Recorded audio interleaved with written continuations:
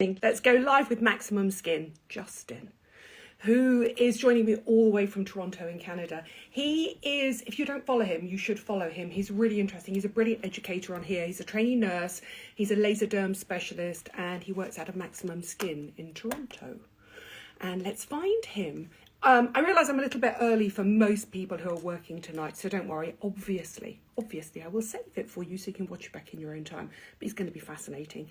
He has a no BS approach to beauty products that I do as well, which I love. So let's invite him in. Where are you? I will just put in Maximum. So he's on here as Maximum Skin, just to let you know. What the Wi-Fi is like in Toronto. Where are you, Justin? Hi, everybody. Welcome. It's a bit warm and muggy in London today. Well, not that I'm in London anymore, but I'm just outside. It's very hot up here. I'm in the loft, which is where my office is. Let's have a look. Where are you? I've invited you again, Justin. Let's see if you can join. Thank you very much. My skin is not fabulous at all, Amanda. It's just good makeup and good lighting. Trust me. It's not bad, but it's not fabulous. And the longer I sit here, the more you'll see the sweat bubble up as well. Nice hair, thank you. That's the keratin blow dry. And hi from California. Oh, I so envy you living in California. Right, why can I not? Justin is having trouble joining me. Yes, this is a Brazilian blow dry, a keratin Brazil. You're unable to join. That's interesting. You've invited, right, okay, so let me accept you and see if it works that way around. Yes, I had a Brazilian blow dry and it's absolutely, oh, this isn't, here he comes. Hello. Hi, how are you? Good, how are you? Thank you so much for doing this in the middle of a busy day. Thank you for having me at such a late time for you guys.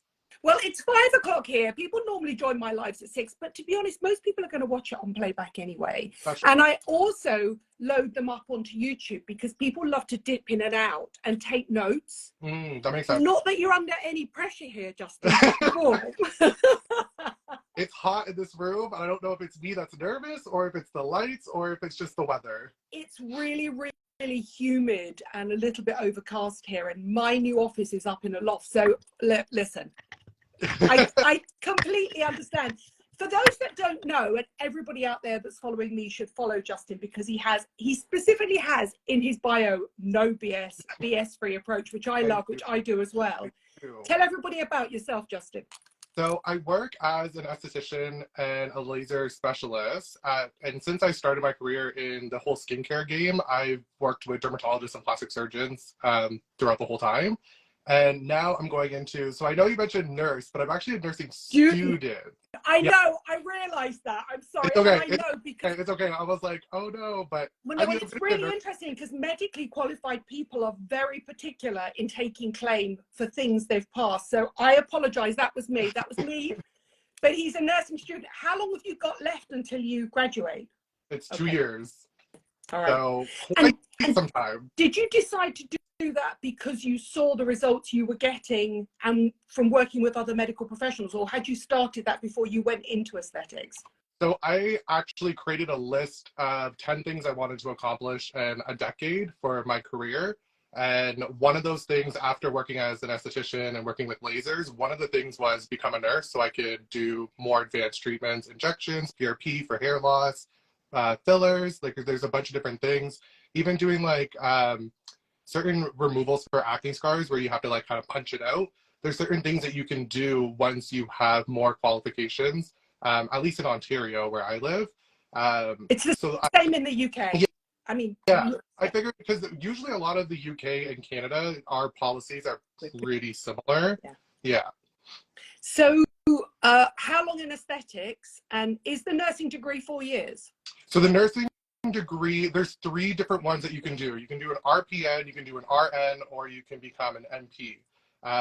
The RPN is 2 years, so that's the one that I'm literally starting my whole entire journey as a nurse in 3 weeks yesterday. So September 5th will be my very first day of school, and I've had lots of requests to film like what it's like being in nursing school, because everyone always says, I know obviously lots of nurses, and they all say that it's like a really tough time for the years that you're in school. So I decided I'm gonna try as much as I can to film what it's like when we're in lab. If there's things that I'm allowed to film, I'm going to, and then we'll see how that goes. I think it's really interesting as well, because for me, the nurses that work within any sort of either an aesthetic clinic, or whether they work with dermatologists, or whether they work in hospitals on the NHS, they're, for me, okay, they're the unsung heroes. They're doing all the heavy lifting, Yep. right? Yep. Because quite often you go into a clinic, a doctor will see you, will assess you and prescribe you, and then the nurse does all the hard work. That's how it's been like at the clinic I've worked at. It has been, I mean, the doctors, they do amazing jobs and they are incredible. There's nothing being taken away from them, but nurses are just not represented as much, especially in hospitals. So in private clinics, it's not balanced, but it's a little bit more. In hospitals, it is not balanced at all. You're pretty much always seeing the nurse, and to be fair, you kind of always want to see the nurse for a lot of things. I know that there's always like a joke about getting blood work done and people saying that they want to request the doctor, not the nurse. And the joke is like, you don't want the doctor to draw your blood. And everybody knows that is true. It's so true. When I think back to some of the content I've created, I actually don't think I've ever created content with an aesthetic nurse or a nurse of any type at all. And I remember once actually working with CeraVe, and we were having some I think I was doing some sort of consultancy for them, and they said to me, we really want to sign the next big, you know, doctor. And I went, no, you need to sign the next generation of nurses. They're the ones that are using your products day in, day out, recommending them. They're on the front line, especially with us, and I'm sure the same with you. When we had the global lockdown, I feel like nurses were the unsung heroes of the entire industry. So congratulations, 2 years will go incredibly quickly, I'm sure. Yeah. Are you going to work? You're not going to work full time at the same time? No. So I stopped working in June, the beginning of June, which was Pride Month where I live. So I decided I want to enjoy that month. With a bang. Yeah. Not literally. And then also enjoy the rest of the summer as well, which, to be fair, it's rained nearly every single day.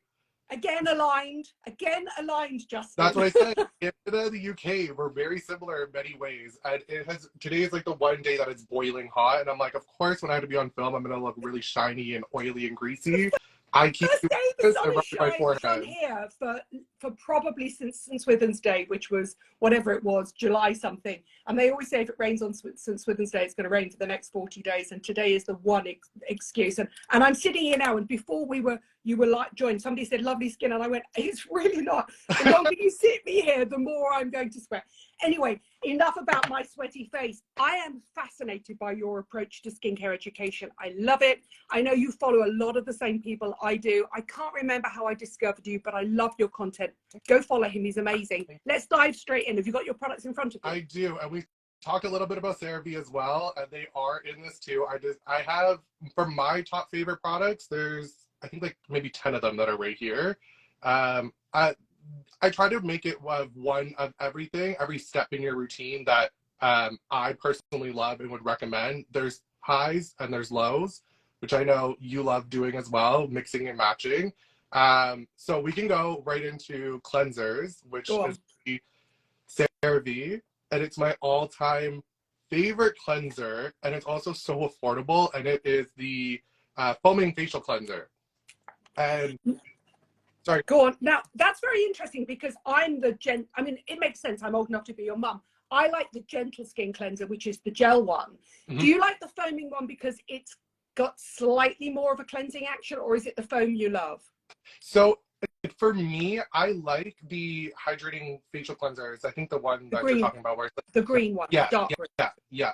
I do like that one, but my thing is, I am a sweaty beast. I say it to everybody, like it's shine, but it's also sweat. And I find like the facial cleansers, if it has a little bit of a foam to it, I also like the cream to foam hydrating cleanser. All of them are great, but foaming cleanser is always the one that I keep going back to. I don't know why, but it's always the one that I grab. I create content with a woman called Jo who's 15 years younger than me and has oilier skin than me. It's her favorite as well, and it's also the favorite of her two teenage girls as well, so it makes complete sense. Okay, right, we're starting a campaign in 2 years time. CeraVe will have a new ambassador. Or maybe they do, but it's just not up yet. So the next thing I did was a body cleanser, because I like using this if I have like any breakouts on my body. Of course, you can do the salicylic acid, the benzoyl peroxide, but for me, I actually always do it, and it's kind of expensive, SkinCeuticals LHA cleanser, which this is really gentle. It does exfoliate the skin just slightly with the LHA that's in it. But I also find that it helps with any congestion, and I find that if you have a little bit of hyperpigmentation on the body, it's not the best. Body pigmentation so hard to really get rid of, but I do love that cleanser for helping with any type of congestion and pigmentation. If it's light, ultimately you'll need a little bit more than that if it's a little bit more pigmented. Okay, so the question is, because it's obviously acid based, do you sort of apply it and turn the shower off? So or do you apply it and then avoid the shower? Because I always feel like with acid cleansers, they need just a couple of minutes to really get to work. You know, when I'm cleansing my face, I'm essentially removing SPF and grime, sweat, makeup, stuff like that. So and then I use a cloth. But whenever I apply anything with an acid in the shower, I'm like, what do? Do I turn it off? For me, I can't shave my legs once I've got an acid cleanser on. So tell me what you're doing. Are you conditioning your hair? What are you doing? So I have my music blasting and I go on world tour. So I am singing my songs while the shower is going. And sometimes I'll turn it off, but for the most part, because it's just a couple minutes, I'm just singing in my shower while the music's blasting, and then I rinse everything off. I can feel an OnlyFans MaximumSkin channel starting as we speak. I love both. Start making notes. These are good ideas that I'm getting from you. Yeah. You want to go viral, Justin? In many different ways. Yeah, exactly. Next one. So the next one is actually, we recently talked about this. It is the Paula's Choice 2% BHA liquid exfoliant, which is my absolute favorite. This is my 8th bottle. I have one more just behind me on the shelf. I do not like the daily exfoliation suggestion on it, which is what we discussed. Bonded over. Yeah. Yeah. And I love Paula Baggott. For me, she was such a forerunner of BS-free skincare advice in my industry. And as a journalist of like 30 years standing, I remember when she first launched her books, you know, Don't Go to the Cosmetics Counter Without Me.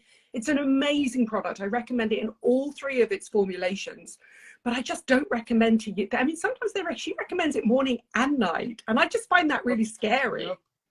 And I will say, I'll say if it works for you, so be it, but it is not something that I will ever tell anybody to do. And I've genuinely have seen, I do virtual consults around the world as well. And every time I see this in someone's routine or any exfoliation, because there's one more I'm going to talk about that people use morning and night too.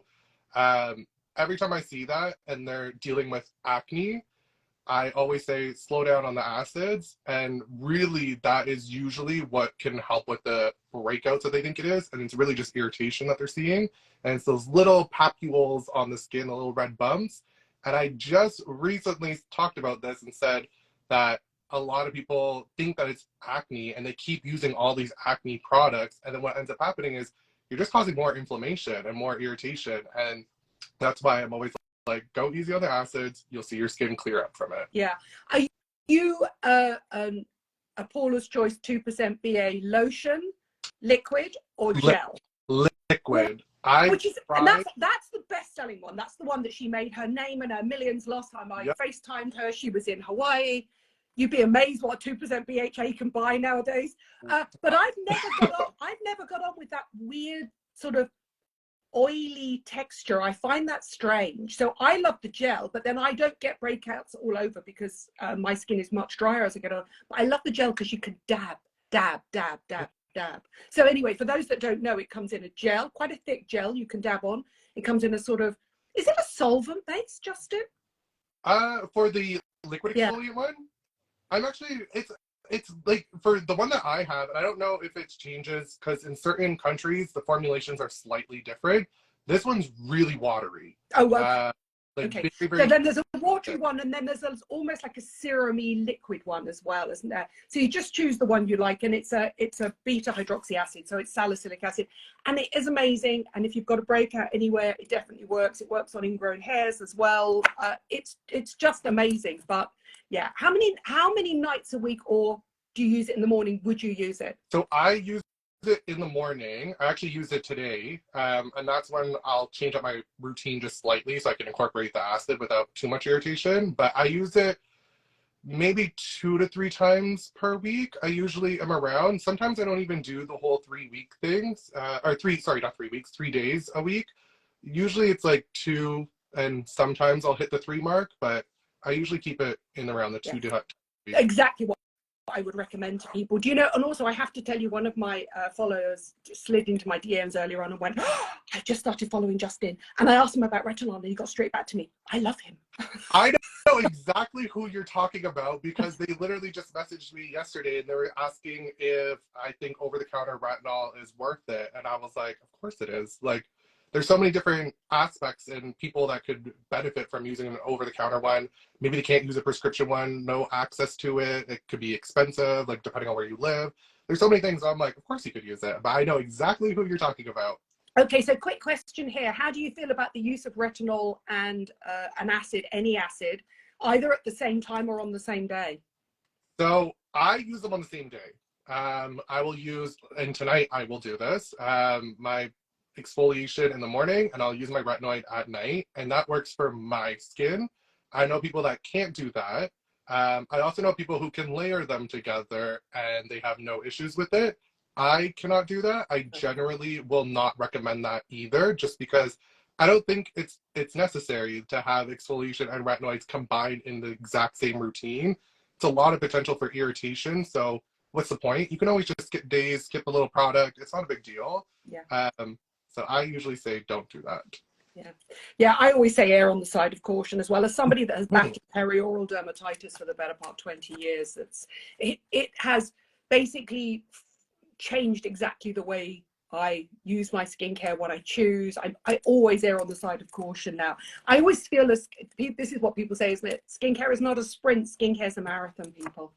Exactly. And if you have things like dermatitis or psoriasis or things like that, you should also err really on the side of precaution because you don't want to cause more issues for yourself. So I usually say, like, just avoid the two in the same routine. But I know there's people that love to do it together, and if it works for you, that's great. Crack on. That's fine. Okay, somebody's just asking your vitamin C. I suggest we're about to start vitamin C. If we go in the order you're going to apply them. I have one more exfoliant, and then I have vitamin C. The next exfoliant and I actually have a fresh box of it, is the Dr. Dennis Gross, and they are the extra strength daily peel, which again, not daily. So I'm just going to call it the extra strength peel, and I'll drop the daily word. I love these because I had no idea when I first started using them many years ago. First of all, I was using them wrong, but I didn't realize all the benefits that are inside of each packet. And again, I don't know if the ingredients change from country to country, but in the first one, there is a lot of exfoliation going on, and a lot of brighteners as well. And in the second package that you get in there, it's a lot of calming products. And it also has retinol. I think it is in the first, or it's in the second one, but it's a lot of like aggressive stuff in the beginning, and then the second packet that you get is all calming products. And I find those two steps for that specifically is incredible.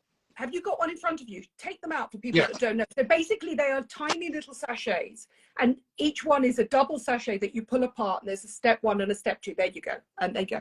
And I have to say, I am a huge fan of Dennis and Carrie Gross. I think they're incredible. The only thing I've got about them is just that they are quite expensive for the way they work, but oh my God, they're incredible. And I think once you use that 2-step, and there is a body one that has a self-tan in it, so you exfoliate and then has a self-tan in it. It's incredible. Just that one. Yeah, be prepared. It's expensive. I mean, that's one thing with it. It is very expensive for the large pack of those. But I do think if you are using it, if you break it down on, if you get like 30 of them and you're using it only twice a week, it kind of makes a little bit more sense. It's just a big purchase all at once. And I agree with you, Becca. Absolutely brilliant for travel. I mean, you know, I was just about to say, if you're ever on a plane or you land and your luggage isn't there, you're going to be so grateful for those seats. And the previous question, of course, I save all my lives, and I will also put it on YouTube as well for everybody that wants to dip in and out as well. On to vitamin C, Justin. Vitamin C. Now, I'm going to get a lot of flack for this because every time I talk about it, they're like, it's not that good. But I love and I'm obsessed with it. It's very expensive, so that should be the giveaway of what it's going to be. It's CE Ferulic by SkinCeuticals. I'm sorry. It is. I can't find anything better than this, and I've tried everything. I will say the closest one, there's two that are similar. Paula's Choice makes a really nice one. The C20, I think it's called. Yeah, the tiny little orange and white bottle. And then Drunk Elephant also has... How they've got away with that, I do not know. Well, they aren't getting away with it because they're lawyers at dawn. Yeah. What's the Drunk Elephant one called? That's the closest I'd ever seen to it. It's I'll look it up. Don't worry.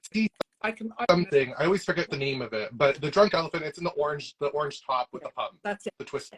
The other one that's really strikingly similar to it is the Timeless one as well, but we don't get Timeless here. Oh, yeah. I've used that. You know what? That one used to give me a little bit of a ting on my skin, like a little bit of tinging that would happen that I wasn't always the most loving of, but it is a really similar in terms of like, that one's 20%. I believe this one's 15%. But it still has the vitamin E, and it also has the ferulic acid. C-Perma, that's what it's called. That's it. See, smart followers. I love them. Yeah, I'm the same with you. And it's really interesting because I generally do not feel you have to spend a lot of money on skincare. Mm-hmm.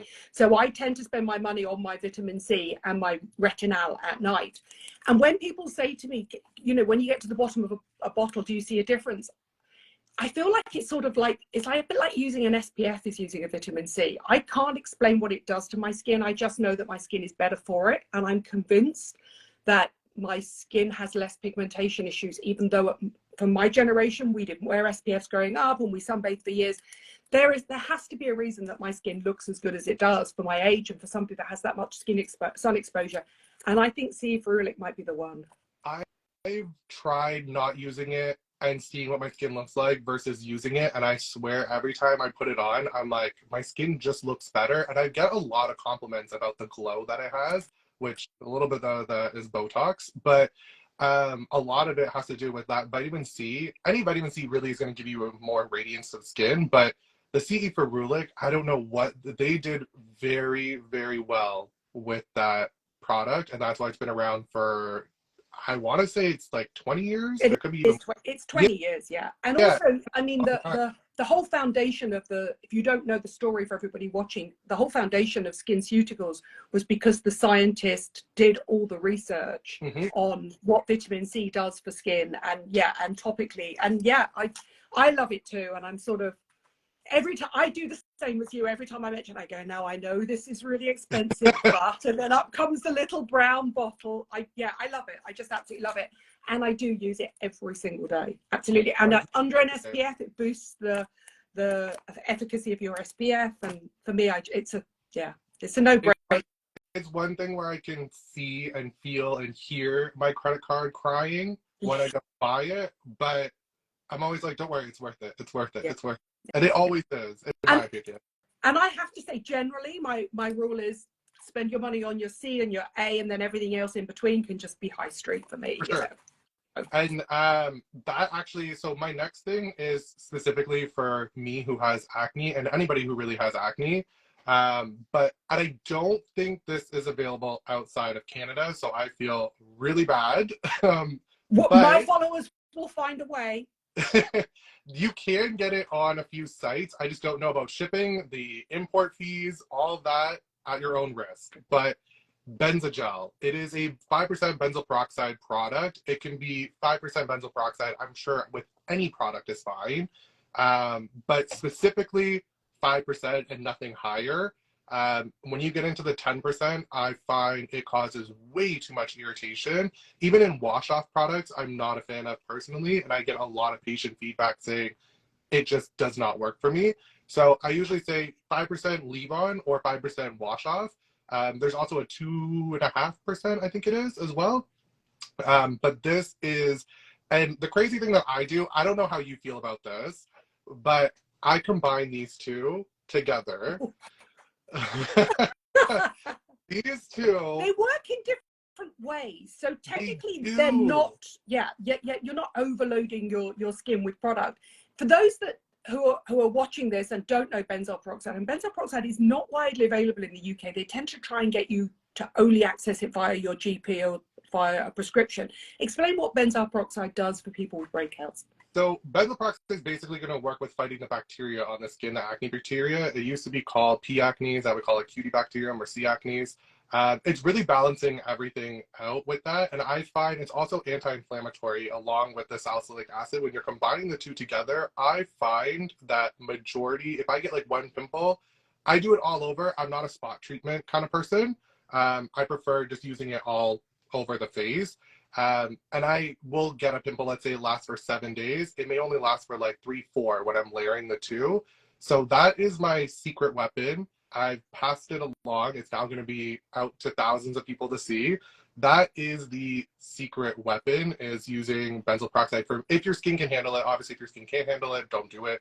But layering those two together really does wonders. And Mandy is right here. Acnicide is the similar product we can get in the UK, which is made by a company called Galderma. And I'll find the strength of that. I've never had to use benzoyl peroxide. I've been incredibly lucky. Even as a teenager, I had one stubborn spot, but that was it. And as I've got older, my skin's got drier. But I recommend benzoyl peroxide to Jo and her teenagers who are both suffering. And I do think it makes a massive difference. I'll find Benzogel. Who's it manufactured by, Justin? Honestly, I'm not 100% sure who is the, I'm actually, oh, Columbia Laboratories in Canada, so it must be a Canadian thing only. Okay. For the person who just asked, do you leave on the Benzogel? I leave it on. If you want something that's not, if you find that it's going to be too irritating for you, a wash-off benzoyl peroxide product, like a cleanser, is completely fine to do as well. Yeah, Acnicide do both. In fact, I was at the American Academy of Dermatology, and Acnicide and Galderma had a massive stand. But it's one of those, in the UK, and I'm not sure what it's like in Canada, it's one of those products that you have to really hunt down, and it tends to be gate-kept by the pharmacist, so they tend to only want to bring it out, especially so. But you can find it in the skincare aisles of Boots. So yeah, look at the side. Peroxide, they're really wow. They're really funny about it. Yeah, and it's very interesting because actually I have, because Galderma also makes Cetaphil, the cleansers that a lot of derms recommend. And they have a range called Purified, which they've launched. I don't know if you've seen it. And interestingly enough, it doesn't have benzoyl peroxide in it. It's sort of a supportive range for Acnicide. But yeah, I'll find Acnicide and I'll drop it on stories, because I have got one that I went out and bought for a feature that I did. But yeah, so we'll find something, don't you worry. Between the two of us, we'll find something. And I will credit Columbia Laboratories, and we'll see if they'll tell us where we can get it. It might be available on Amazon.com. In the USA as well. So in Canada, you can get this at like Walmart. You can get it at Shoppers Drug Mart, which is like the drugstore. You can get it really anywhere as long as it's 5% and less. When it's 10%, I think it's prescription only, if I'm not mistaken. I don't think you can get 10% benzoyl peroxide without a prescription.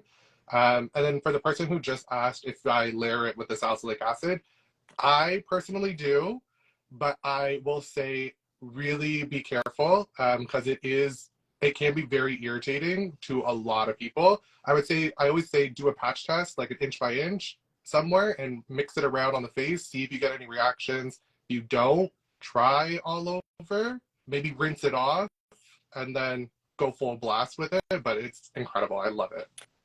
And be careful if you've got coloured pillowcases, because it yeah, has a tendency to bleach. Owls, all of that. Any fabrics that are not white, it will bleach it. surprisingly, I've never had that issue with this specific one. But I know that I know Pinoxyl is another one that's in the US and in Canada. That one I know does do a lot of the bleaching. So just be careful with that for sure. You say this is very interesting, Justin. Sorry to interrupt there, but you say you suffer from acne, but I don't think I've ever seen you with a spot. That's because, and you know what's so funny? I'm going to be posting a video because everyone has seen me like this, but this is not what my skin used to look like at all. I would say, I used to think I had severe acne, but then working with derms, I got to see what actually severe acne looks like. So it wasn't that. It's more like a mild to moderate. I would get the odd cyst on the face, which I have videos of me, like one side would be clear, the other side would have the cyst. Most of the times, though, it was papules and pustules all over the cheeks and all over the forehead, which took, I think when I was 23 is when my skin like got a little bit better. I'm 28 now. So for the past, I would say 3-4 years, my skin has been more like this. And it does take a long time. Like you said, it's more of a marathon, not like a quick sprint type of thing. And what worked for you in the end? Was it antibiotics? Was it retinoids? What I did only topical retinoids. I did get asked to do Accutane, and personally, I was never someone that's like against it. But I would rather just try out because I was like, I thought it was severe, but I was like, let me just try out. I haven't tried anything. So I was like, I'll try a different step first. And then I said, if this doesn't work after 3 months, we can put me on Accutane. And I could see the improvement starting. So I was like, all right, I'm going to try this out. And it worked great. And for everybody that says that you can't treat it with over-the-counter skincare, you're living proof. So if you would have been a salicylic acid, benzoyl peroxide, and then a retinoid, and that's that key, is it? The retinoid was a prescription. For the most part, that helped with clearing it up. I did try a few over-the-counter ones. But they just weren't working. Maybe it wasn't strong enough. It just wasn't doing what I needed it to do. So I had to go down the prescription route, which actually that is the one retinoid that I'm going to talk about. I know it's over the counter in some places, but not here, not there, and it's not in Canada. So I always feel bad, but. No, I mean, let's go back to your list and how you want to put it together, because when we get to the conversation of retinoids, I think that's a really important conversation about when you decide to go prescription and you give up with over the counter and you're at the front line of treating people. And again, go and follow Justin, have a look at his split screen befores and afters where he's treating people with lasers and really good skincare as well. It is amazing to see what can be done, but I do think it's fascinating 9 times out of 10 when somebody actually, it's split 50-50. Somebody will slide into my DMs and send me a picture, and I like to have to screen grab it and make it larger to see what they're talking about. And then the heartbreaking ones for me are like, I've been using skincare for a couple of years now, and my teenage or my skin isn't getting any worse, and you open it up and it's cystic acne, and you're just like, oh no, please give up with skincare, over-the-counter skincare. Please go and see a doctor, a dermatologist now. And it's heartbreaking. The minute it starts to scar, it's so much harder to treat. It really is. Scarring, the minute you see scarring, in my opinion, skip the skincare, go see a doctor. Scarring is really, I work with all the lasers. I blast people's faces off with CO2. I do radio frequency microneedling, regular microneedling. I do it all. It is very difficult to get people's scars and skin to look the exact same once there's any form of scarring, which if I could get rid of my dog bite scar, it would be gone. Like it's not something that you can do. And you can fully necessarily get rid of it. It takes a lot, and it's also very expensive, and not everyone has the means to actually afford to do these things. So if you see scarring with your acne, go see a doctor, skip the skincare, skip the years of it getting worse and worse and worse. You'll save yourself a lot more money. Yeah, absolutely. Right, back to your list. So we were at Benzogel. What's next? So after the Benzogel, I go in with the moisturizer now. And there's 2. I don't have one of them because I just threw it out by accident. After I finished it, I should have kept it for this, but I threw it out, and trash day was yesterday. So one of them is the La Roche-Posay Cicaplast B5 or Balm B5 gel or cream. I think it's supposed to be more so for a overnight type of sleeping mask that you're supposed to use as like a masky moisturizer. For me, anything that says over the night mask, I just see it as like a luxury moisturizer, because that's really what it is. Yeah. But that I really, really like. And then CeraVe's moisturizing cream. And I know a lot of people with acne prone skin stays away from those thicker creams, which this is pretty thick as well. But it has never been an issue for me personally. The thicker creams have always actually, for some reason, helped a lot more than the thinner ones. And then the other one is PM Lotion by CeraVe as well. So more affordable stuff. You can't get that here there? We have hardly any CeraVe here. It is heartbreaking. The first thing I do when I land in the States or anywhere is go to Target or Walmart and just scoop up everything. We get hardly any CeraVe products here. We probably have 12. Oh my God. Wow. I know.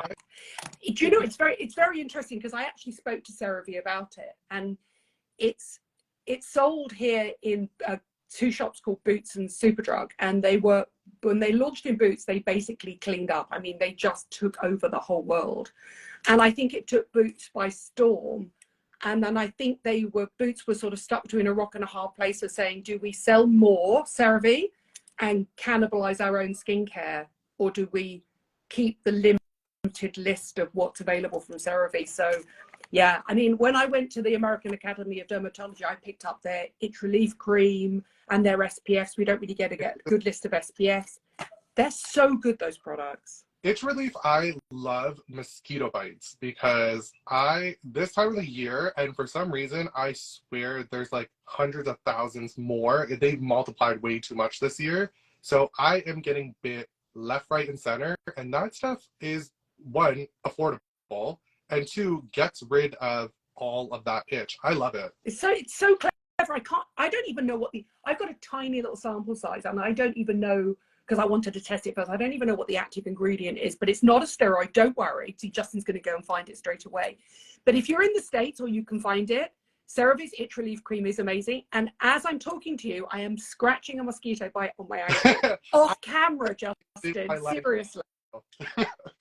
It's so I'm probably going to butcher the way that this is said. Pramoxine hydrochloride cream, 1%. And it is steroid free. So this is the big bottle of it, or the big tub of it. That is incredible for mosquito bites, any type of itching, really. You can use it for everything. On it, they say sunburns, you can use it for the healing portion of the sunburn when it gets really itchy, which hopefully nobody has them, but I was in that situation. So I used it. It does help with that.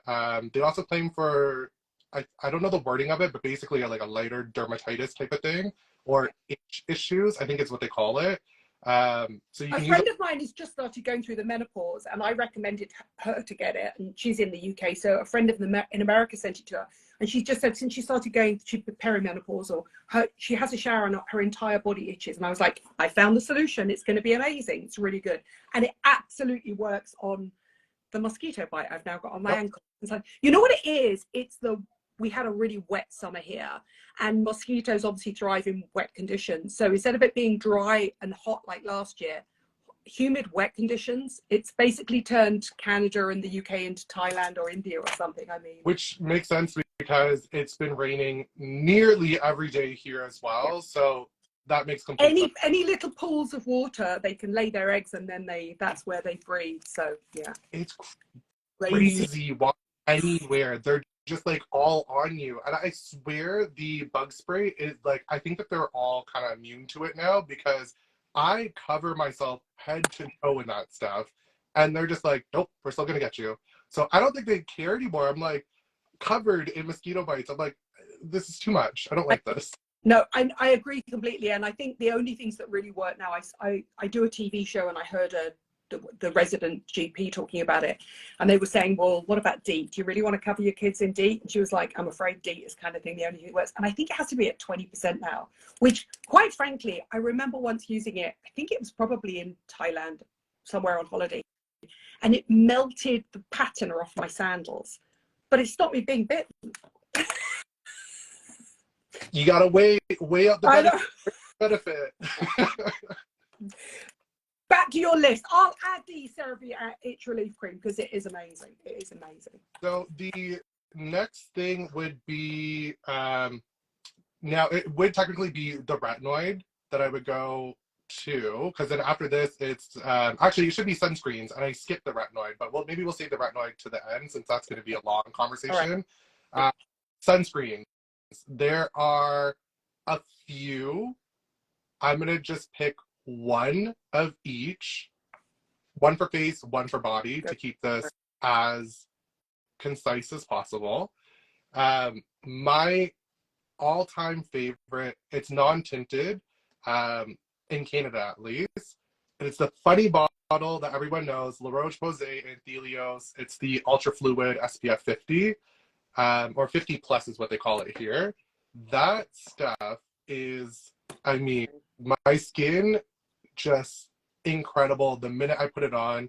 I don't find that it burns my eyes. I also get dermatitis all in my eyelids, so for me, sunscreens, I like to put it all over my skin, so that includes on my eyelids as well. That's how I get my test of if it's going to burn my eyes, and that's how I get the test of if it's going to cause any inflammation to any of my dermatitis. And it doesn't for me.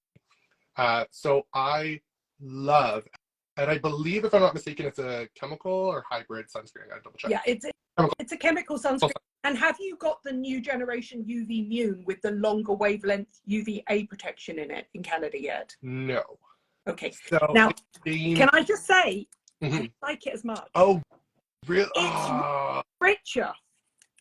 It's richer and it's slipperier, and I don't know why, because I'm not a formulating chemist, but they have this new UV Immune ultra long length UVA protector, which no other company has, because L'Oreal essentially spend millions developing new SPF sun filters. And obviously I know that it has to get approval in America and in Canada and places like that. Yeah. You will find it, when they change it, you will find it richer. You know what? I got other ones, so if I end up not liking that one, I got other ones that I'll go to. But right now, that's the one thing I've always disliked, is that sometimes things get reformulated, and I'm like, no. Go back to the original formulation. I have a sneaky suspicion what they'll do is they'll end up doing a lighter version and a richer version. For me, the best SPF is the one you use every single day. So for me, I've got to love it. If you're looking for a dupe for it, I do think the Garnier have just basically ripped it off. They've got a little shaker fluid, which is called the anti-pigment, anti-dark spot SPF 50, which seems surprisingly similar.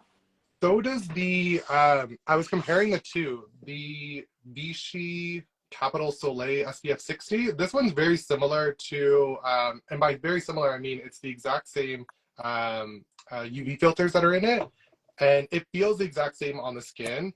So that one I like. I don't find that as glowy. That one I find, the Vichy one for me, even though it's a Soleil, I would have thought it would give you a little bit of a glow.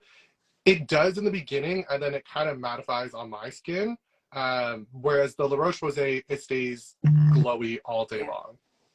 Yeah, and I have to say, for anybody who, and I seem to spend half my life in my, whenever I mention any L'Oreal product, kind of justifying L'Oreal, and people seem to come for them so much. They are the only company in the world developing new sunscreens. They're amazing. They've developed a lot of things in the industry.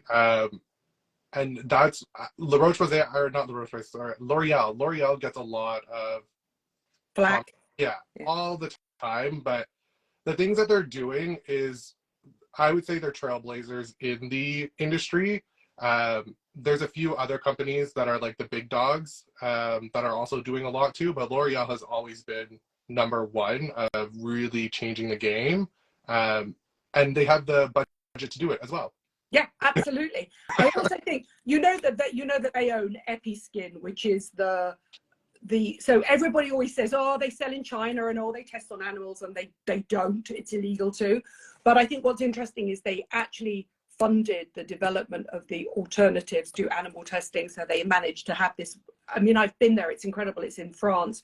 They managed to do punch biopsies of skin, normally actually from cosmetic surgeries and facelifts and things like that, but sometimes from little boys' circumcisions, and they grow the skin, and they managed to grow the skin. And they've now not only, originally they grew the skin, but then they grew the skin from with melanocytes in it, and then with hair follicles in it. It's phenomenal, and that's where they've managed to reduce all of the animal testing, so they have these safe alternatives now. It's an incredible feat, and I feel like nobody ever gives them credit for it. So big up L'Oreal. Really don't. And I love majority of the brands that are here are actually, now that I think of it, a lot of them are L'Oreal brands, or it's the Lauder companies, because they also own half the other industry. The other half they own, and the other half L'Oreal owns.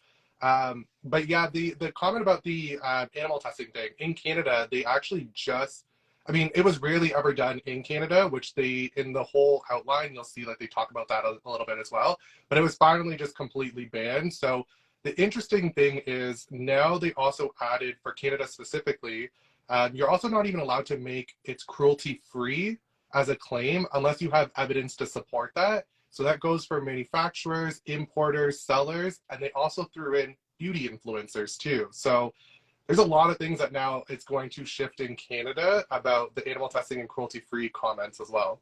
But I think what's interesting is there's so much misinformation that we could do a whole other live on animal testing and cruelty-free products. But essentially, it's commercial suicide for any company to test a product on animals. One, if it's illegal in the UK and it's illegal in the EU and you want to sell in the UK, so all the American companies, because it's done state by state in the States, and I'm not sure, it must be national in Canada, because you're just like the UK. But an American company would never test a product on animals because they couldn't sell it in the US and the UK and all that sort of stuff. So yeah, it's an interesting one. There's a lot of scaremongering that goes on, and for sure. And the rules in China have changed massively over the last couple of years. I believe now it's just leave on medical claim products. So it would be things like it might be things like leave on 2% and higher salicylic acid gels for the body. I think there might be some dandruff products as well. Maybe hair dyes, I'm not sure, but essentially 98% or 99% of products aren't even further tested in China now. I know that they also mentioned that the one exception would be if you had I forget the wording of it, but basically it's like consumers had like a safety issue where then it needed to be. That was a while ago, so I don't know if it's changed even more. But similarly with Canada, they said like, even if you have to develop any type of safety only through animal testing, it can only be developed through that. You're not allowed to sell in Canada either. But it's really a weird subject because not a lot of companies were even doing this, but they still get flack for it, even if it's not happening. I always used to say to people as well, I remember speaking to some people, some regulators about it, and I was saying, do you really think that, like, so this is 5 years ago, do you really think that China are testing the products that you sell to them that are sold by L'Oreal or Estee Lauder or Coty or whatever? And they were like, no, they're not testing them. It's just an excuse to put an import tax on them. So they'll just go, oh yeah, you need to pay for further animal testing. But they obviously knew they were safe because they were being sold through 3/4 of the world. So it was just a massive scam to get some money. So it's fascinating. Absolutely fascinating. I love that the person just said she knows her stuff, love hearing about the information. And honestly, I said it in my story, icon. There is so much information that it's like, it's incredible. And that's why you got the title. Oh, thank you, my darling. Thank you. Right, where did we get up to? So we did SPF. So I'll mention the La Roche-Posay Ultra Fluid because bigger, it's the sunscreen icon. The Vichy Capital Soleil, if you're looking for a matte finish. What about body? The body sunscreen, it's actually a Vichy one. And I go between this and then the La Roche-Posay Big in Helios. I think it's like XL or something like that. That one and this one is the other one. It's the Vichy Capital Soleil, and it's the Sport. I think it's basically just a large bottle of the Soleil for the face. This one is water resistant up to 80 minutes though. And I believe this one was not. Yeah, it's not. So the face one's not water resistant, sweat resistant, but the body one is, and it's up to 80 minutes as well. So that's really great for obviously body stuff, because me outside being a sweaty beast, I do love something that can help a little bit more.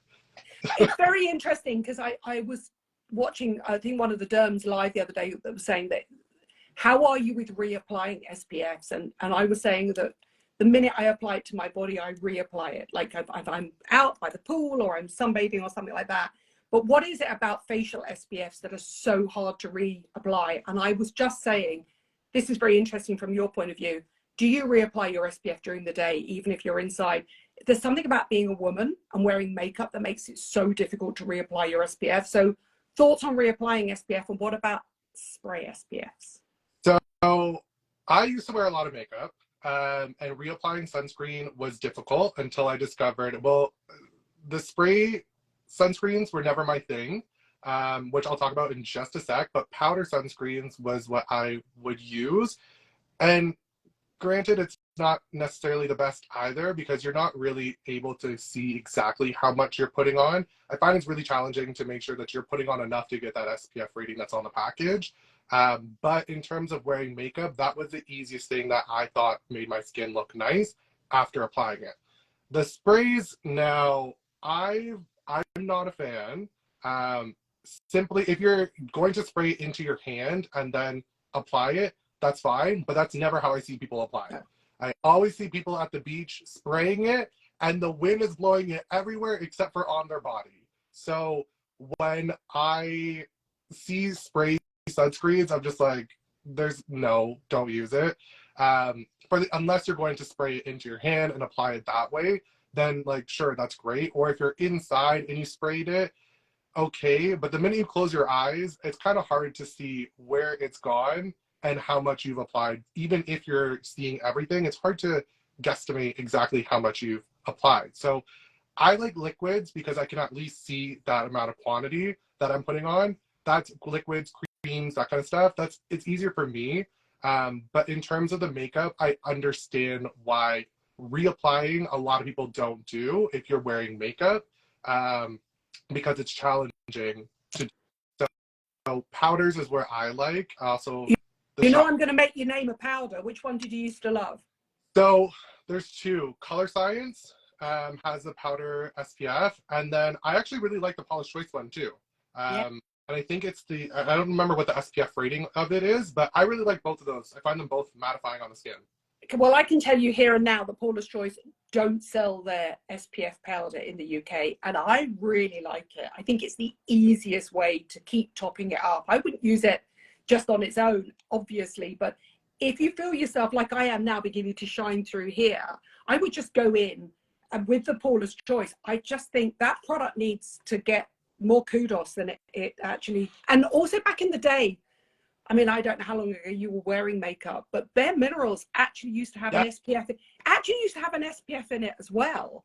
So I would often use that as a top up as well. Although you can get to the point with the sweat and the mineral makeup where you are beginning to look a little bit cakey. But yeah, it's somebody still out there needs to develop a way of topping up makeup, SPF for women over makeup and men over makeup. They really do. I find also the brush is specifically what I like. It's a little bit more denser than other brushes that I've used. So I kind of like that because when I'm applying it, I'm also getting, I find that it helps with putting it into the skin a lot better.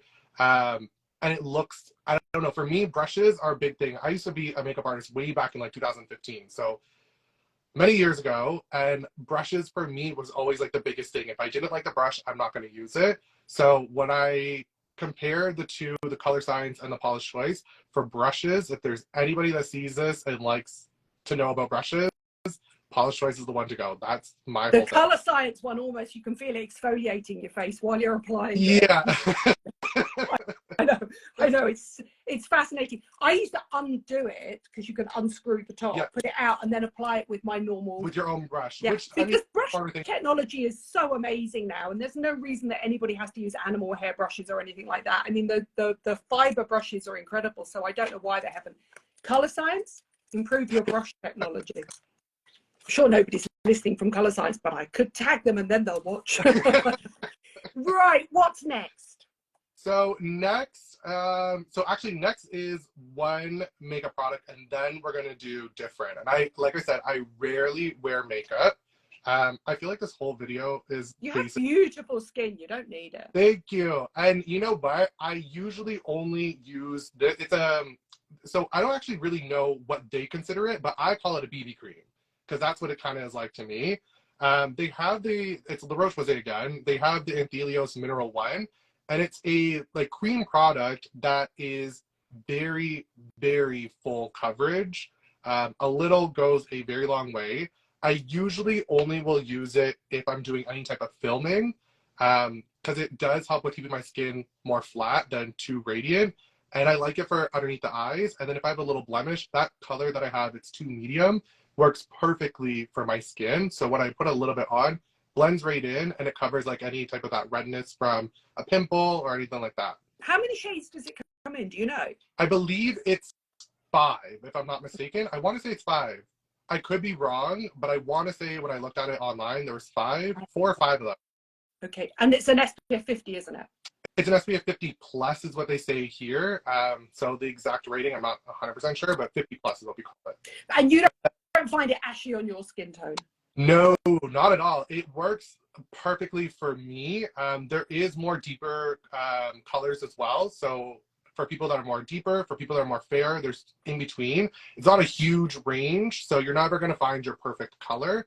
Which I do think what they should do is expand on the range of colors and also promote it more, because I never see anybody ever talking about that. I agree. And I agree. It's not widely available in the UK, but interestingly enough, you can get it in hospitals and dermatology clinics because if you have a laser treatment or you have to leave the treatment room after having something, that's the typical mineral SPF to apply because it makes complete sense. For pitch Lil, I suggest you go to larocheposay.co.uk or larocheposay.com or you know, something like that to find it. Or you might be able to find it in the UK. We have those little independent pharmacies. They normally have a really good range of La Roche-Posay as well. Where do you find it, Justin? So in Canada, I know Shoppers Drug Mart has it, and then Rexall will also have it, and I believe Walmart, but Walmart is like really finicky on what they carry. Sometimes they'll have things, sometimes they won't. Yeah. Shoppers and Rexall are the 2 places that I know for sure you can get it. You can also buy it online as well with the La Roche-Posay Canadian website too. And what shade do you use? That's 2 medium. Okay, 2 medium, right. On to Differin. Yes. So if anybody here knows who I am, you have heard me talk about Differin a gajillion times. This is what I give credit to the way that my skin looks. Aside from Botox. I actually don't do a lot of laser treatments on myself, surprisingly. I really just stick to primarily skincare, primarily all stuff that you can get cosmetic over the counter, and then just a couple prescription things. And Differin in Canada is a prescription. However, most of us live very close to the border, so we can drive about an hour. Run. Yeah, we go and wipe out the whole entire section. And I always know if I'm over in the States and I see somebody grabbing a bunch of them, I'll always say, "Are you from Canada?" And they always say yes. Every single time that I've seen somebody wipe out the entire Differin section, I know that they're from Canada because it's prescription there. It's also $35, I believe, American, which is like, let's say like 50 Canadian. You don't have insurance, it's $180 to get this in Canada through prescription. So it's absolutely ridiculous. And is there a percentage? So that's adapalene, which is a new generation prescription retinol that was specifically developed to treat acne and blemishes. So what percentage is that? So this one's 0.1%. Okay. I've tried the 0.3%, and that is just too much. Extreme. Too much for me. So the 0.1% is the exact same one that you can get over the counter in America as well. So it works perfectly. It's also Galderma as well. So I'm curious if eventually it's going to become over the counter in Canada, because I've seen a few things now becoming over the counter. It just seems crazy when we're having so much. I mean, I don't know what it's like in Canada. The average British person is having so much trouble accessing medical advice now, even a GP, let alone a dermatologist. We don't have nearly enough dermatologists here. It just seems crazy that Differin should, at 0.1%, should definitely come. To be fair, I even think, honestly, like the way that they market it and they put all the warning labels and everything about the pregnancy, which obviously if you're pregnant or trying to conceive, they basically consider you as you're pregnant if you're trying to conceive. So they'll say don't use any topical, oral, nothing, no retinoids at all. Just because there's not enough data to say if it is safe or if it isn't. And what we do know basically is off of, I know for sure, isotretinoin, Accutane, And then, if I'm not mistaken, tazarotene, there's also been a little bit of research with that showing some issues with pregnancy. I might be a little bit wrong, but I think it's tazarotene. I know for sure Accutane, of course. So steer clear of that. But the way that they package it in America, it's very obvious. In my opinion, I think Retin-A or tretinoin should also become over the counter as well, even if it was 0.025% instead of the 0.05 or the zero point 0.1. I just think that a lot of these like acne products that we all are using topically, and they're also able to be used for many different things than just for acne. I think that we should start kind of shifting towards over the counter a bit more. Not everyone in Canada, even we have access. It's free healthcare. We can go get a referral, go see a doctor. I work in Durham, 6 months of a wait time. So Yeah. it's a long wait. It's easier just to have these types of things. And even if it's behind the pharmacy counter, the pharmacy will talk to you about it, educate you about it. There's ways to go about it. It's just interesting that it's not here. I find it fascinating. I wouldn't advocate for it to be available on a shelf, but to be a pharmacy only product makes complete sense. If you can get a 1% hydrocortisone cream from your pharmacist, you should be able to access things like Tret and at the lowest doses, and adapalene without a doubt. It makes complete sense. And then you literally, they sit there just like they do. You know, when you buy a 1% hydrocortisone cream, they go, "Are you going to use this on your face?" You go, "No, sir, I'm never going to use it." Or, "No, madam, I'm definitely going to use that." They just literally need to say, "You're not pregnant, you're not trying to get pregnant, and you're not breastfeeding. Are you sure? Okay, because I'm just warning you, you can't use this. This could, you know." Yeah, and I think in the UK, we're having a move now to try and access pharmacists more often for medical advice, because doctors are so stressed and we can't get access to them. But they also need to give them more tools that they can then prescribe for people, or prescribe, or, you know. And that's in Canada, you can go to Shoppers Drug Mart or drugstore and go and get 1% hydrocortisone. It's not behind the pharmacy counter. It's right on the shelf for everybody to go and grab. Do that here. Yes. Yeah. So like I do think if we did do behind the pharmacist, so they can ask you the question and then go and sell it. I know that they just did certain medications now, pharmacists can prescribe as well in Canada, or at least in Ontario. I think it's all Canada though. And I know it's like antihistamines. I think there's antivirals for like cold sores and stuff. Those types of things. There's a few other ones as well that they can now prescribe. And I know moving forward in Ontario, RN, so registered nurses, the second tier, I guess you could call it, they're going to start being able to prescribe non-complex issues as well. Instead of just for things like acyclovir for cold sore breakups, it makes complete sense. Your GPs are just too busy trying to save lives. They can't be doing that. So it makes complete sense. Yeah, birth control, I'm with you. There are so many things that fall into that medicine. And that was medical. Just over the counter. I just did a video about that. They made one form of birth control over the counter in America. I forget the name of it now, but I think it's called One Pill or something like that. But that is now over the counter in Canada too, or in America, not Canada. So I think it's interesting that like it's shifting. Hopefully, all the other countries will start doing it too. At the very least, make Differin and these other ones over the counter too. Apply for what you need to apply for to change it from prescription only to non-prescription over the counter drug, and allow us to do it. We don't need to be waiting 6 months to get a Differin or get tretinoin. Somebody else here, is there a difference in the working mechanism of Tret micro and Tret gel cream? Which is better? So, there you go, Jack. That's a good one for you. I don't use the word better or best. Rarely do I try not to, at least. I try to take that out of my vocabulary. So the micro encapsulated is basically the formulation of the retinol in it, the tretinoin that's in it, is micro encapsulated, slow release. So it's going to, how they say is it's supposed to be less irritating to the skin. I find that in Canada specifically, you only get the 0.1% micro encapsulated. I don't think I've ever seen the weaker ones that are micro encapsulated. And then the tretinoin, just regular, it's just going. There's not really that time release thing. It's also supposed to be a little bit more, they say that you can use it during the daytime, so it's not necessarily strictly for nighttime because of that microencapsulation. It's supposed to help a little bit more with the UV not breaking it down. I still say use it at nighttime only. I think that's the better thing to do. But that would be kind of like the easy way to explain it in the most basic format. Going back to your Differin, so do you still use it now, even though your skin is Oh, clear? absolutely. Okay. I am very, very, very big on, just because you have clear skin suddenly does not mean that you can stop necessarily. There's a lot of things, like if I stopped all my acne products, I start seeing the pimples pop up. It's chronic. There's not really like a cure necessarily. Even with isotretinoin, they always say 70% of people will never have to, I think it's 70% of people will never have to go through breakouts again or experience breakouts, but there's that 30% that relapse and they end up doing more courses or etc. So it's never really you're done and you can move on forever. And that's like which with most skin conditions, they're chronic.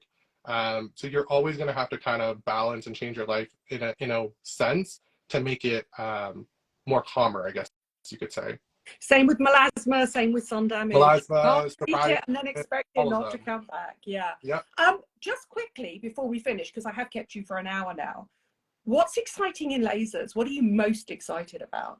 Oh, lasers. So my favorite thing is patients that when they come in and they have no idea what they want to do, but they just know what they want. They have the idea of what they want, but they don't know anything about the treatments, because explaining lasers, different devices are all my favorites. So I do things like non-surgical facelifts, which is through like all therapy, thermage, those two things.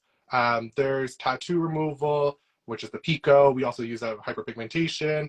There's more simple procedures like a laser hair removal, for example. You have more of the advanced stuff like the CO2. You can do non-ablative, or you can fully ablate someone's face with that. It's crazy. There's erbium. There's so many lasers. My favorite thing to do out of all the laser treatments is any type of form of laser resurfacing. I've posted on my page, there's a before and after that you see of someone's face that has a lot of sun damage, and there's a dog bite scar beside their lip as well. Laser resurfacing, I did CO2 on them. One session, flawless. There's no makeup, there's no nothing on their face, and they look airbrushed. And I always called it's my airbrusher. So And was that full ablation or fracture? No, so that would be, there's with ablation, it doesn't really happen as much anymore because everything's fractionated. So you can ablate someone's face, but no one really goes that extreme anymore. That would be more of like a moderate treatment, is what we would call it. So you did a single fractal CO2 treatment? So a fractionated CO2, one single treatment, that's all it was. How much downtime? So she said she worked as a flight attendant, and she said they were all wearing masks as well, so only this portion was red. She told me that she was red for like really red the first 2 days, and then pink, and it started to fade out over the next 3-4 days. So a total of 5-6 days of it. So it's not something that you can just necessarily go back to work unless you're okay with doing that. But most of the times you want to stay indoors, stay away from the sun. When your skin is getting blown off, is what I call it. You really don't want to be outside exposing your skin to the sun. There's a whole routine that you have to do with laser resurfacing.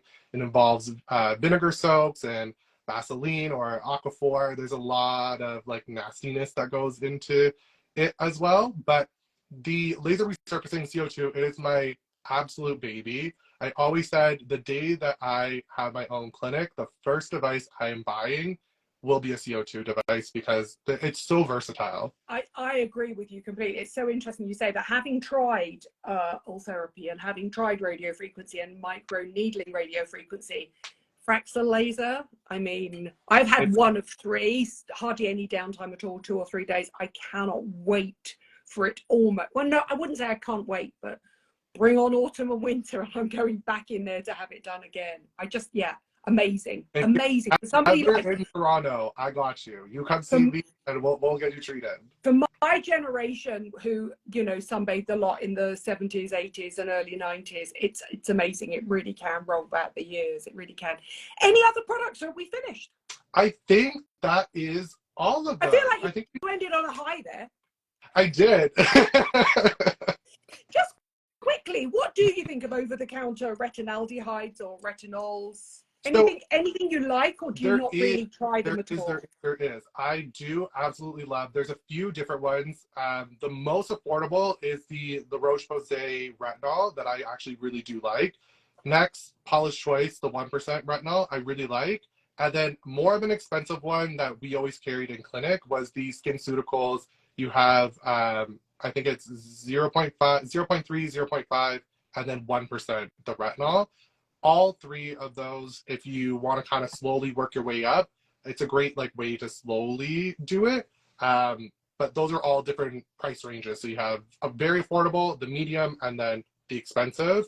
Other than that, prescription, if you have access, if it's affordable to go see a doctor and get a prescription, if it's more moderate to severe, just go straight to a doctor. Save yourself, it's going to cost, but save yourself that expensive trip of cosmetics. Love that choice of retinols as well. Can I just say, I use the Paula's Choice 1% for years. It's got vitamin C, it's got peptides in it. It's really well formulated. Packed with everything you could think of. It's literally a one-stop shop. If you don't need a prescription retinol, I highly recommend it. That was absolutely brilliant. Thank you. I swear, at some point, okay, I must have had an affair with a very attractive man and you're secretly my son. I've never done a live with somebody who has exactly the same taste in skincare as me. You are that person. You are that person. No offense to your mum, by the way. That was absolutely brilliant. If ever you're in London, please look me up and come and see me, yes? I will. And you know what? I actually am planning a trip to London, so you will get a DM once I figure out when exactly it's going to happen. With me being in school, I think I'm going to do it over our spring break. Okay. So if things align, I'll let you know, and then we can figure something out too. And I'll get all your favorite UK influencers together and we'll go out for the night. Yes. Yeah. Thank you so much, no Justin. problem. That was brilliant. Everybody follow him. He's amazing. And his before and afters are incredible as well. Thank you, Justin. Thank you. Bye. Bye. Good luck with the nurse. Thank you.